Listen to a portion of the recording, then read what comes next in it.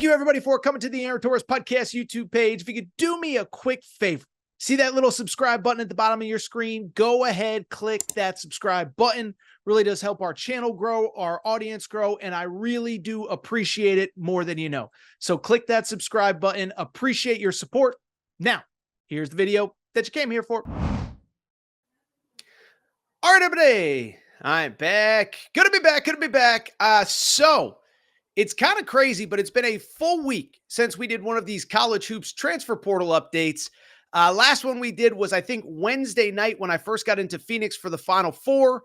But I bring it up because it's been a few days since we did one of these bad boys. Now, admittedly, part of it is there is actually a recruiting dead period during the Final Four. A couple years ago, coaches started complaining, like, I can't even go to the Final Four. I got kids wanting to come to campus, kids visiting, whatever. So really from about that Wednesday, Thursday of the Final Four till Monday, Tuesday after, coaches can't recruit, players can't be in contact, whatever. But I bring it up to say that since our last portal update, and certainly since the championship Monday of this week, the portal is back on and it is getting good, okay? So I want to go ahead and give you a couple updates over the last couple days. A couple super marquee names, in my opinion, have entered. Couple commitments, although the commitments slowed down over the weekend, but a lot of stuff to catch you up on. Here is what you need to know and what you've missed in the portal. Let's get to some new names that have entered the portal since the last time that I did one of these updates. The first one that I'm really intrigued by, Aaron Bradshaw, 7'1" center, University of Kentucky. Now, bluntly, he was the first big kind of domino to fall with the John Calipari news on Sunday night. But I would add, listen, this was a kid that if you're entering the portal less than 12 hours after your coach leaves, it's not even official. I do wonder if this was the plan all along, regardless of whether John Calipari had come back or not. But what I would say about Aaron Bradshaw, a couple things. The stats don't blow you away, okay? But he was, first of all, people don't know, and I think you do if you're watching a video like this. 7'1" center, really talented player, McDonald's All-American this past year, top 5 prospect in the class of 2023. And it was interesting because, listen, he didn't play a ton. He was kind of the odd man out late, but you can also see very much what the upside is with him. And I still believe he's an NBA player with a little bit more development. Stats won't totally show you it, but if you were watching Kentucky games all year, as I know many of you were, about 5 points, 3.5 rebounds per game, only played about 12 or 13 minutes. So, you extrapolate that out to a 40-minute per game kind of ratio. All of a sudden, that's a very serviceable big man, especially in the Big East, or especially in the SEC, especially as a freshman. Aaron Bradshaw is in. I really like him, and I'll just be curious to see from his perspective what the next step is. First of all, I'll say this. A couple things stand out. One, the fact that he entered the portal without entering the NBA draft, I think that shows a level of clarity and understanding on his part that he's not quite ready for the NBA. And it's okay. Most guys aren't. And come back to college. You're going to get NIL, keep working, get better. Because as I said, I believe he's an NBA player, even though the stats don't back it up. And I think it's also worth noting with Aaron Bradshaw. I thought he was a great teammate this year. As I said, Kentucky all year long, guys are in the lineup, out of the lineup, trying to figure things out, whatever. And now he comes back. And like I said, late in the season, it felt like Trey Mitchell got some run when he came back from injury, Adu Thiero, etc. So the point I'm trying to make, never complained, always happy, first guy off the bench to cheer for his teammates. I think he's a great teammate.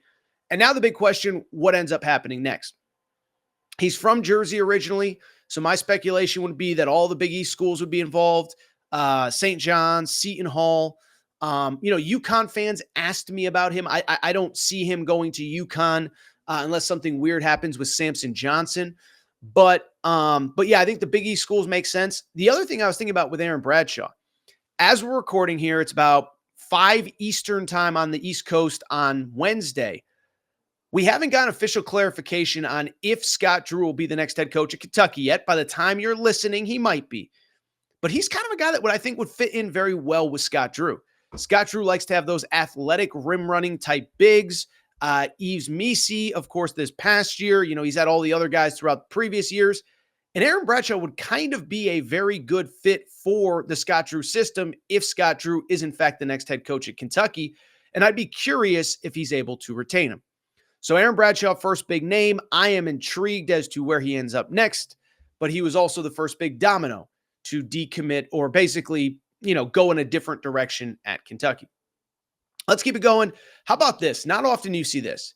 One of the best teams in college basketball, the Arizona Wildcats, lost two starters to the portal this week, but ultimately neither of them is that surprising if you know the backstory.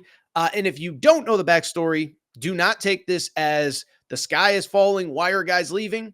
It's actually the exact opposite. Tommy Lloyd has done such a good job recruiting that there's just a logjam in certain spots, and this is how it kind of processes itself, basically. So first off, Kylan Boswell, I think, is a really good, solid college point guard right now that does have NBA upside. Came in as a five-star, reclassified. Arizona fans will tell you he was only 17 years old, his first year on college campus. And it was funny because every time that an Arizona game happened, that would be referenced time and time and time again. Kylan Boswell, he's only 17 years old. Can you believe that? Okay. Bring it up to say good, solid 2 years at Arizona. But with the emergence of Jaden Bradley, I think that the Arizona coaching staff knows that we have to give Jaden Bradley more time. We have to put the ball in his hands. We probably have to let him cook. And so because of it, Kylan Boswell, again, kind of the odd man out. Also think with Kylan Boswell, there was sort of an understanding like he would be kind of a two and done type player. And so I do wonder if maybe Jaden Bradley was even recruited to and told, hey, Kylan's going to be gone after 2024. It's your team.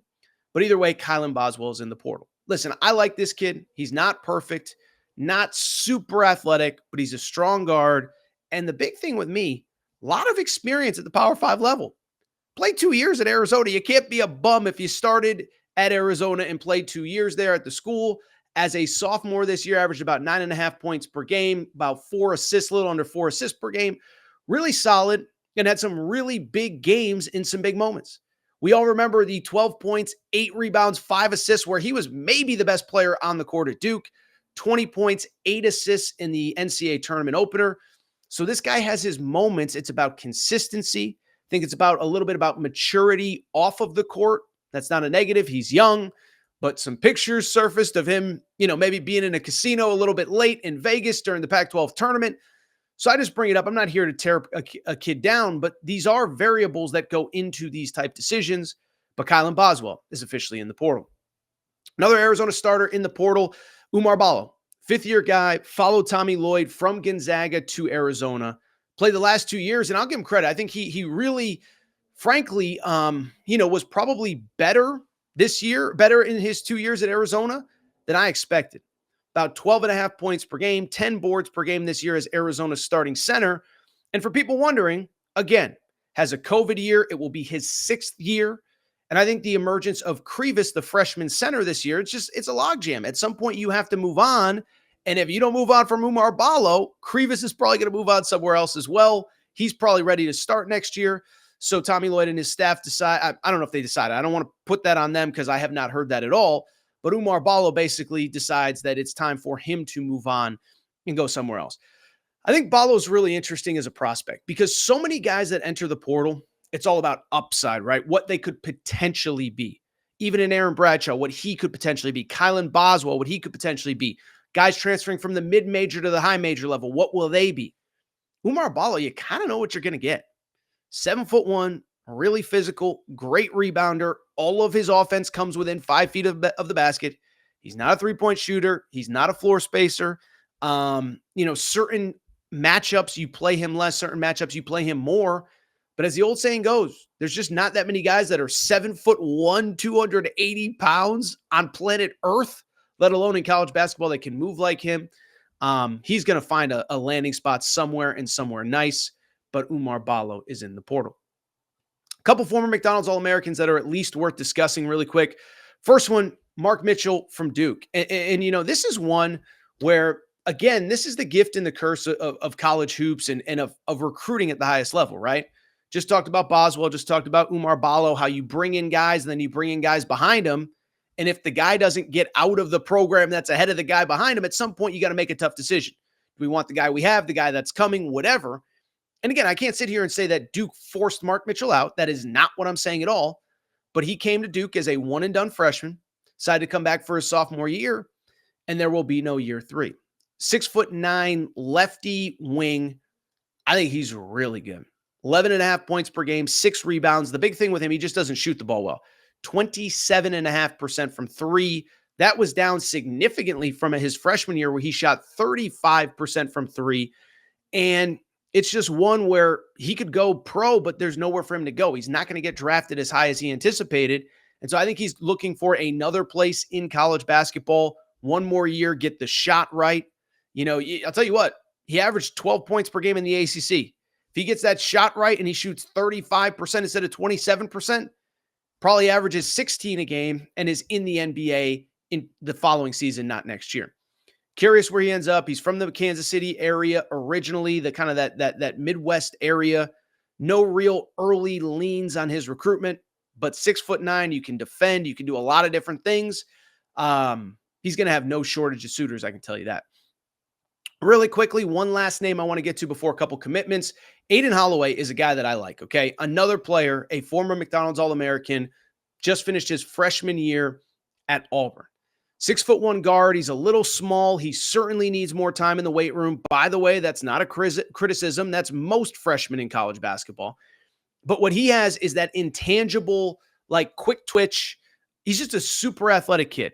6'1", can get to all of his spots on the floor. Average, I thought this was kind of interesting. 7.5 points, about 3 assists per game, and under 1 turnover per game. Doesn't sound like a lot, but as a freshman in the SEC, that ain't bad. I can promise you that is not bad at all. And so for Aiden Holloway, you look at him and you look at what he did as a freshman. He just needs more time on the court. And as we know with Bruce Pearl, he's going to play a lot of guys, use a lot of bodies. And my guess is Aiden Holloway is just looking for a bigger role than 20 minutes per game. Not Bruce Pearl's fault, not Aiden Holloway's fault. No one's to blame. Maybe it wasn't a perfect fit, but he's the kind of point guard that I think in college basketball you can be really good with. Super quick twitch, super ability to get to where he wants to on the floor. The shooting numbers are obviously the issue. Like I said, he did not shoot the ball very well this year. 30% from three, 32% from the field. I think that gets better with time in the weight room, with comfort at the college level. That is a kid I would be willing to take a flyer on, because I think you put the ball in his hands, you let him cook for 27, 28, 31 minutes a game. I think he has a chance to win you a lot of basketball games. Not very many commitments since the last time we did the portal updates, but there are one or two that are worth discussing. I think the biggest one, in my opinion, is a former Louisville player named Trey White. 6'7" wing, committed to Illinois. Now, listen, this was a kid, really was very good as a freshman 2 years ago. He actually was at USC his freshman year, was an all Pac-12 kind of freshman team performer at USC, averaged 9 points, 5.5 rebounds per game. Goes to Louisville, the stats go up, but obviously because of the win-loss record, you don't really notice it because, again, he was playing on a very bad team. Well, he averaged 12.5 points per game this year, 6 boards. He is now headed to Illinois. Listen, I love what Brad Underwood does in the portal, okay? Because in the Big Ten, it's so much about size and physicality and low post play. And you look at how Illinois kind of played like a new age basketball team this year. Coleman Hawkins at the 5. Obviously Terrence Shannon, a big wing.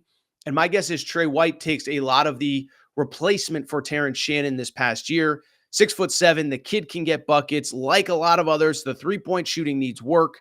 But if he's willing to put in the work, all the talent is there. Trey White, by the way, the second commitment for Illinois this offseason. They also got a shooter named Drake Davis. And then the only other real notable commitment in the portal this week was a kid by the name of Brandon Huntley Hatfield, who was also at Louisville. So remember, Kenny Payne gets fired. The Louisville kids leave pretty early in the portal process. Well, guess what ends up happening? After that, they find homes. And Brandon Huntley Hatfield actually committed to NC State during Final Four weekend. So you talk about Kevin Keats and company making moves. Kevin Keats gets a commitment while NC State was at the Final Four. And listen, big kid, super athletic, played a lot of college basketball, began his career at Tennessee.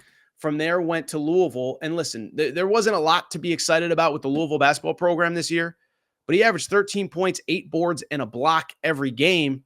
6'10", moves well. And I think, you can get something out of him at NC State. So I give NC State credit. Just a really talented player. Not perfect, but Kenny Payne just got the most out of him this year. If you can continue to keep that going, I think there's another year of development in him. Brandon Huntley Hatfield headed to NC State. If you enjoyed this video, that's all for today. We'll be back as more portal news ramps up. By the way, as I said, Arkansas is going to need about 11, 12 players. Kentucky's going to need 11, 12 players. UConn's going to need a ton of pieces this offseason. This is the page to subscribe to. Make sure you're subscribed because we have a lot to get to over these next few weeks.